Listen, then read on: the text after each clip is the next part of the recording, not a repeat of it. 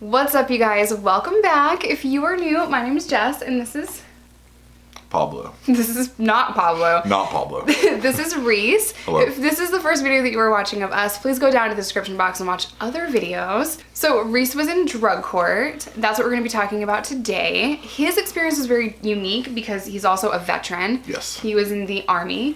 Correct. Wait, let me see if I can get it all right. Shoot. Army Ranger. Correct. In the 173rd Airborne Division. Brigade. Did I miss something? Damn it. I'll get it right eventually. We've been dating for 6 years and I still can't get it right. Yeah. It's okay. You got most of it right. Division, brigade, it doesn't really matter. We know where we're at. Cool. Okay. All right. So it means he was cool. He jumped out of planes and shit. So yeah. So why don't we start with, why did you get drug court? What were the charges? What was the situation leading up to that? We'll start there. All right. I'll let you kind of walk me through this since we want to try to lay this out for the viewers and kind of give them an idea of what my drug court experience was like. I think I had the charges. Let's say I had the filling the fake scripts. So that was fraud, obtaining a prescription by false pretense. Something else that came along with that, I had a couple possession charges that tacked up on it. I had a couple other misdemeanors, like I think some theft by deception, some little small stuff, some failure to appears, which are also a felony. Theft by deception is a very Arkansas way of saying that maybe you didn't steal, but you deceived someone in some way that's kind of like stealing. It's Correct. a very weird charge. You were smart enough to trick somebody out of the money or whatever that you were doing, and I don't know. It's like a low level con man charge or something. Low level. It's or they have those little like I think I had They have those charges too, where it's theft by receipt or whatever too. Like theft by receiving. Yeah, theft by receiving. So you could be a lawyer. Yeah. Ooh, yeah. Okay. So I had all these charges that had kind of pinned up against me. Not all at once. It was one of those situations where I kind of got tagged with some. Before I actually went to court to get sentencing or anything else, I got tagged with a few more. And the way they handled it there in Arkansas, they kind of started rolling those all up into one court case. So that's kind of what happened with me, kind of with trying to get through my addiction and all my legal problems. Those all kind of came to a head, and I kind of slowed down enough to let all these charges catch up, and they bundled them. And then I got into the DA's list. I got onto the preliminary charges. I pled not guilty. Got appointed my court appointed district attorney, or whatever they call those prosecuting. What are they? The district public pretender, whatever. So yeah.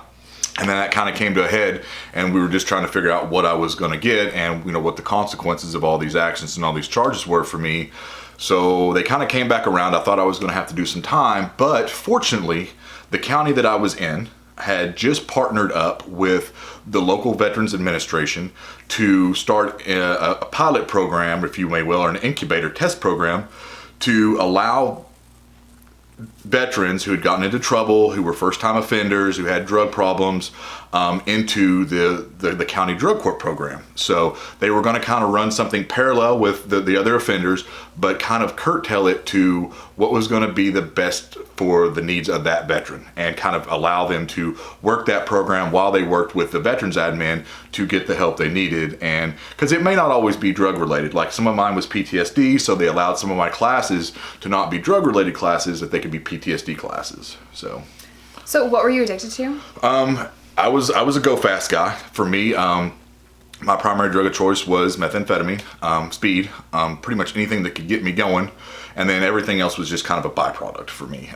Some of my charges that I had weren't specifically related. Actually, I don't think any of the charges I had were specifically related to my drug of choice, but they were kind of all outliers and were because of my addiction. So that's kind of what happened with me. So I'm going to leave Reece's story on the card up here, and I'll do a little playlist. Card up there? Up here, yeah. Right. A little Reece playlist. So if you do want more of a backstory on his addiction and his story, click on the thing that's going to pop up somewhere. All right, cool. So drug court as a veteran is not like traditional drug court in the sense that you are with only veterans. So walk us through what drug court looked like for you. Okay, they set us up with, I think you have like a counselor in drug court, but I also had somebody that mirrored them on the other side of the fence that would be a representative from the VA that was also a counselor from their mental health facility programs. Okay. So they kind of worked in tandem on my case. They both had input. They both got to decide what kind of curriculum, what kind of coursework I was going to have to do while I was, in drug court, what the requirements were for me. And all of my classes were at the VA. They were not with the county. I didn't have to come with all the other drug court offenders and go through the regular scheduled curriculum that they went to at the Department of Corrections or wherever they were holding that. I got to go to the classes that were down at the VA Mental Health Center. I was allowed to go down to the VA to have all of my courses at the Veterans Admin mental health program where they handle addiction, PTSD, and all the other things that veterans need help with. So my classes were outlined with PTSD. I got to do one of my classes per week for that and how to address those triggers and that behavior and make improvements there. And then I had my bi-weekly, or I think it was every week I had to go to, was a drug addiction program where they talked about, trying to overcome hurdles. And the kind of the thing with the VA that you have to remember is because it's a federal program and they get federal funding, they don't use the 12-step program as the basis for how they treat addiction.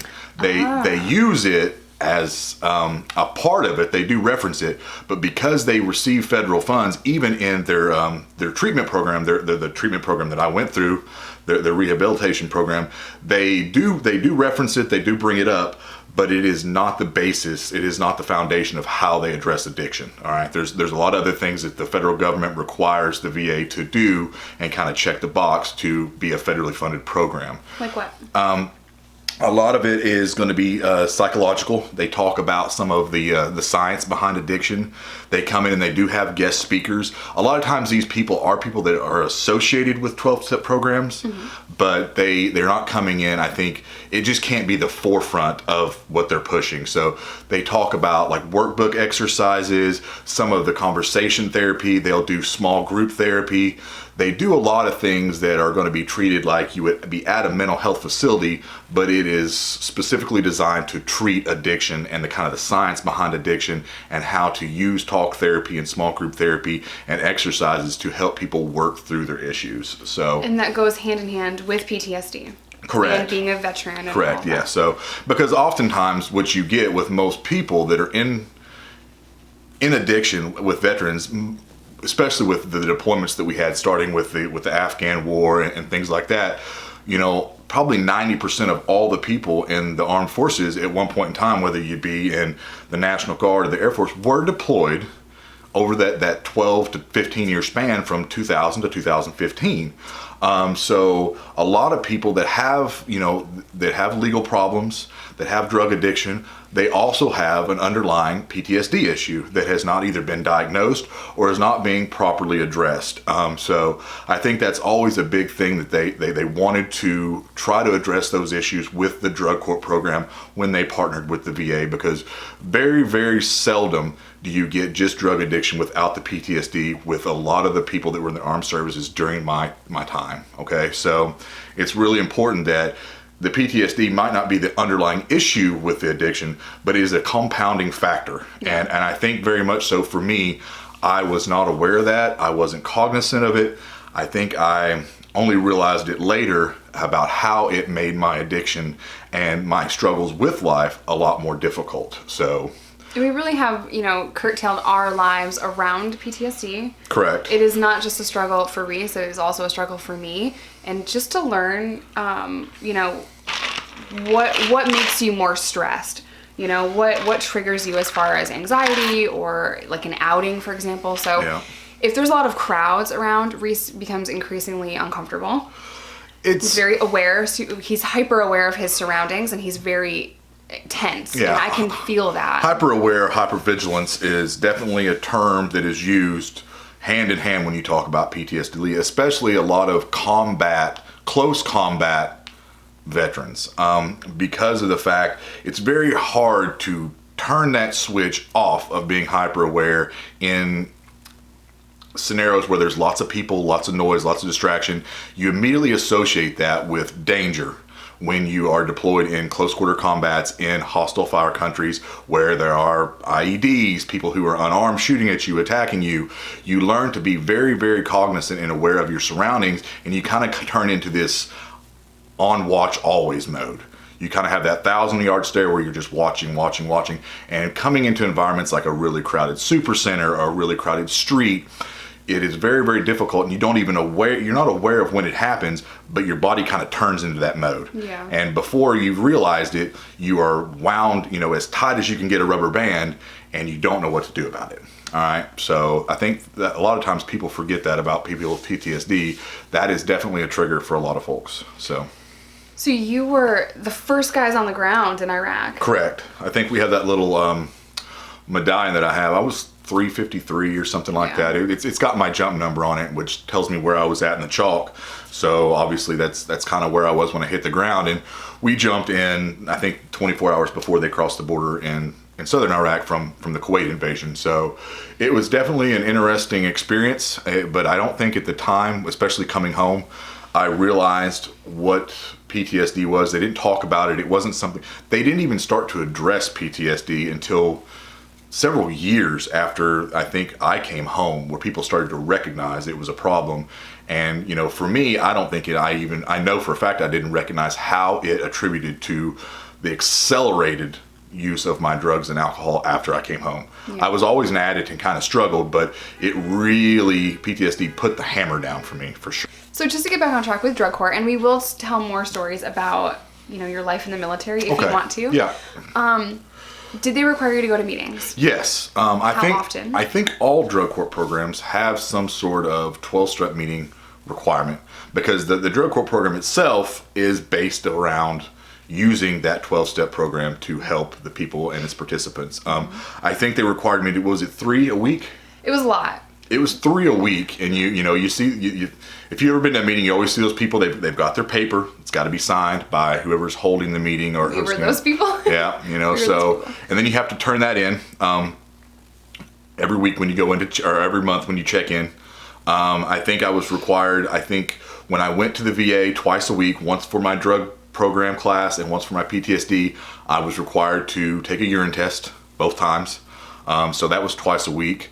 So there really wasn't a lot of room for error with these things. You're very tied in, and you're very tethered to the policies and procedures that are part of this program. And you're kind of, your outside world, your life, even your professional work life, you have to have a job that understands that you're in this program and is going to be willing to allow you to work around your work schedule to do the drug court program. Because if you can't, it's not going to happen. It's non-negotiable. Everything drug court dictates that you do, you have to do, or you go to jail. So essentially what you had to do was something every day. Correct. It's 5 days a week. Pretty much, yeah. It is very inundated. Yeah. It is, and it's not simple. It's not a sprint. I think at minimum, my program was 15 months long.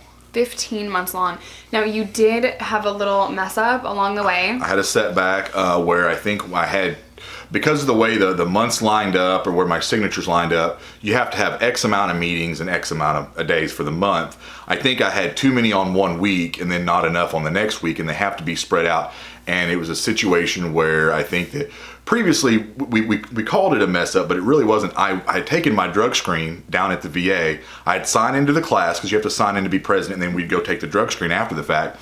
And I think they lost my drug screen because they reported it, and I was like, no, because I was actually still staying with my grandmother at the time, and the drug court officer and somebody else had shown up there at the house. We were actually out at the movies or something, and we pulled in, and they were in the driveway waiting on us, and they were there because the VA had called and said that I missed a drug screen, which I thought was very strange, because why would I sign into a class and then I would sign into the lab where you had to go to take blood and do your drug screen and then not take it? I told the drug court officer, I said, I'm a little smarter than that. I just wouldn't have shown up at all if I was going to fail and not take a drug test. So, but anyway, they did an on-the-spot drug test. It came up clean, obviously, because I was doing what I was supposed to do. But I think after that, when I had that meeting thing come up, they kind of said, even though we understand, it's kind of like your 2-strike deal, so there's going to be some consequences for it. I think, and let's talk about what made it very different for me. Yeah. When we went to court, a lot of W's there when I tried that.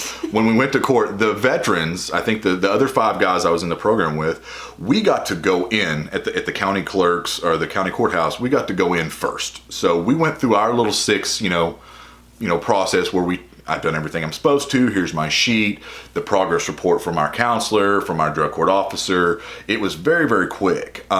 So one time they had actually gotten my time had been wrong. They had put down the wrong date on my sheet. And fortunately for me, I could prove this, but I got called in the middle of like an afternoon and said, well, where are you? And I said, I'm down at the VA about to go into my drug class like I'm supposed to. And they said, you actually have court right now and you're late and you haven't shown up. So I said, hey, look, man, I've got this on my paper. I know for a fact I can prove that they told me I'm supposed to be in court in 2 days, not today. So I said, I can get down there right now. And keep in mind, I'm at work during this time too. So I had to was very, very fortunate. I had a job and a company that worked with me. And I said, hey, I've got to change plans. I won't be back from my lunch hour. I've got to go take care of something.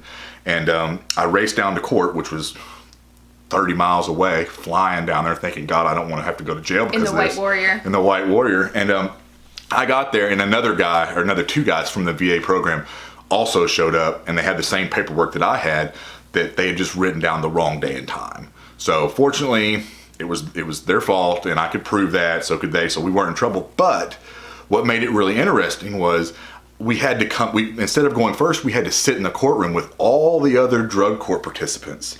And when we talk about perfection or jail or the things that you had to do, I remember sitting in there because for me and the other veterans, when we went in and did ours, usually it was like, so-and-so is doing what they're supposed to. Here's their paperwork. They're on track. They haven't missed anything. 100%. So the veterans are doing really well. The veterans were always just, there was never any conflict. It was just kind of going through the motions. Right. Good job. We'll see you next month. That's good. When we went in with the other participants and I had to sit in the back and wait because they told us that, hey, we'll see you, but we can't see you now. We've already started all the other drug court program participants and we'll have to get you to at the end, even if it's our fault. So they kind of did that because of the PTSD. They didn't want people to be in a situation where they're uncomfortable with a crowded courtroom. I love that they are aware of that. So that's awesome. So we waited, and I remember sitting at the back of the court listening to all these people that came up, and almost 1 out of every 3 had some excuse for why they didn't have a job, had missed an appointment. Their dog ate their sign-in sheet for all the meetings they had gone to. It was just insane. The guy had it stolen because his car got broken into. Yeah, he had the police report, and his story was that somebody had broke into his car, and the thing that they were after most was his drug court meeting sign-in sheet. They didn't take anything else, but they grabbed that, and that's what happened to it. And he had the police report. He had really tried to follow through with this, and I don't think they might have given him a little slack, but they said that the judge was hip enough to be like, hey man, whoever stole your Alpine wasn't also interested in your drug court sheet, Yeah. So, but it was just really interesting to me to see all these people, because I was just used to saying, we're good. Everybody was just in compliance and doing what they're supposed to. But most people struggle. They do, and they really do. And some of these people, and what happens in drug court, when you struggle or you have a setback, you get set back a month, Or if they get really fed up with you, you've got to go do like 30 days, 60 days in jail. And they set you back. So maybe you're 12 months along doing really well, and then you fail a drug test or something, and part of your punishment is to set you back a couple months, and they'll make you go sit in the county for 60 days to think about what you're doing, and they'll let you come back out and be a part of the drug court program. But instead of being at month 12, you're now back at month 10. So you lost 2 months, and you did 2 months in county, so technically you're back 4 months almost. I have met so many people over the course of my life coming in and out of jail that are in on drug court violations. I've met so many. You even had to do one for the meeting thing. For the meeting thing I had to do. I was your ride or die for 2 days. We'll do my weekend in county video about that. So yeah, it's a good story. It is. It's awesome. It's a little awkward. So yeah, I had to do, because of the setback. They said, hey, look, it's just part of it. You'd have to do a weekend in county. So I did, but it was really interesting to me to see all these other drug court participants in a 15-month program. And I'm thinking, my mindset is kind of, back to the military way of thinking. It's, I want to get my life together. mission first. Anything to get through this 15 months, give them exactly what they're asking for, get my life back on track. Do not play around. You know what I mean? It was very strange for me to see these people that were in a 15-month program being 20 months in, some people 24 months in. Some people had been in a drug court program for 2.5, almost 3 years, being given another opportunity, another setback. I just thought, wow, you know, and for people that kind of give it that stigma of, oh, they don't give you any leeway, or they just kick you out, or you're in trouble, they don't believe you, you know, when you show up and you kind of make excuses. I couldn't believe the amount of people. I'm like, what are people talking about? Look at all these people getting second chances, third chances. You know, they might be in drug court program for 2.5 years, but they're still getting the same opportunity to get the charges off, to start their life clean, and get the help and be provided the resources that come with drug court. I thought, these people are crazy if they think they're getting the short end of the stick. This is a great opportunity, and I just couldn't understand that. To be fair, if I was given drug court 18, 19, 20 years old, I'm not thinking mission first, I need to get this off my record. I'm thinking, how can I get away with using heroin? How can I get away with drinking? How can I get away with dating a felon? That was my mindset. I didn't have that change your life mindset for a long time. So I think a lot of people are that way. And you know, because it is, you know, I don't know, we'd be really interested. We'd have to look up what the success or failure rate was for the drug court program, but you know, I think they're onto something, though. They are. They are, and I think it has value. It does, and for the people that want to use it for the opportunity that it is, it's great. But it's really difficult because you see a lot of those people that, you know, will talk negatively or won't use the opportunity. They find at every corner, they find a reason to make excuses. And, you know, the bottom line, I think what they're trying to prove to most people, because it is such a long program and it is so demanding, that's kind of the way life is. Life doesn't really care about your excuses. You know, if you get knocked down or you get set back, you have to get up and keep trying. You know, you're going to have to put in the hard work. You know, the person with the most grit is going to be the one that comes out a successful person. And, you know, I think a lot of times people, they disregard that, and they think that, oh, maybe the drug court program did me dirty, or the judge just didn't believe me. They forget all those other times that they were given a second, third, and fourth opportunity. And, you know, it's the kind of same thing in life. You know, people will have all kinds of opportunities come to them and have the chance to be successful, to do this or to do that. And people will miss out, make excuses. And then sometimes you hear about people talking about how life's done them dirty, or, you know, it's been extra hard for them. And in reality, I think in most case scenarios, a lot of people just don't want to put in the work. And it's probably the same reason with drug court, you know. Don't you guys love him? That's my addition to your really smart comments. Boom. No, I completely agree with you. Yeah. And I know that everyone watching is going to want more stories from you, and they want you back. They love you. This is your channel too. Yeah, that's cool. And drug court is really, like I said, they do a graduation. Oh, you know, and I remember they used to give me, because they have phases, and I was staying with my grandmother at the time, and they would give you like a little certificate, yeah, you know, with a coin, like, you know, 3 months in or 4, you know, whatever it was, and I would keep those, and she would save them, and she would put them up on the wall, because it was important to her that I was doing what I was supposed to do. And, you know, for me, kind of thinking back on it, you know, I was just thinking, that's not that important. I really am just doing what I'm supposed to be doing. You know, I'm just doing what's required of me, like I should have been doing for the last 6, 7, 8, 9 years, or whatever, however long I was, you know, screwing around and not taking care of business, and, you know, taking care of the business of life. So for me, when I kind of flipped that switch and got the opportunity with drug court program, I was super grateful, and I wasn't going to miss out, or, you know, misstep, or kind of, you know, I think lose on that opportunity. I understood what was being offered to me, to have my record clean, and I think they're onto something. I think they're onto something with the VA. I think it's great that they're using that in a partnership for veterans to get, you know, the things that they need, because oftentimes these veterans that get kind of caught up in the legal system don't even know what the VA has to offer. Yeah. But because they're in the drug court program that partners with the VA, they get to go down there and be a part of the program that will also help them reach out to other things as far as housing. Maybe some of them are homeless. about healthcare that maybe some of them aren't getting. Maybe they really have issues and they're not getting the right kind of treatment and medication that has nothing to do with their drug addiction, but it compounds their problem. So I think they're really onto something when they partner with that it allows veterans to understand and see all the resources that are available to them, because I think that's a large part of the problem. They don't talk about that. They didn't talk about that when I came home. I had no idea. They don't advertise that. Yeah. So there are a lot of flaws in the VA, but they've been so good to us. There's a lot of people that talk bad about it. My personal experience in Northwest Arkansas, and I think in what limited exposure that I have at other places, the VA has been wonderful. Yeah. I mean, I think it is, They're slow. They're slow. I feel bad so for other good. people, but they have been very good. And the things that they can do and the outreach programs they have available to veterans, I think is amazing. And I think that's what's really good about them partnering with county VA drug court programs, because a lot of drug offenders that are also veterans have other issues, and they have resources available to them because of their service that other people don't have.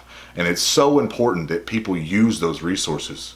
All right, so I think anybody that's out there that's watching that doesn't know, I encourage you to reach out, be a part of those programs, be a voice, share the knowledge that you may have if you are using it, because it is so key for people. All right. Don't you guys just love him? Okay, so we're going to end today's video here. Thank you so much for coming back on my channel and welcome. sharing your drug court experience with everyone. All right. Bye to the people. Bye to the people. For those of you that need help, keep trying. I don't have any inspiring words of wisdom here. I'm reaching for. He's gassed out, dude. That's all I got. All right, you guys, stay safe, stay sober, do not break the law, and I'll see you in my next one. Bye.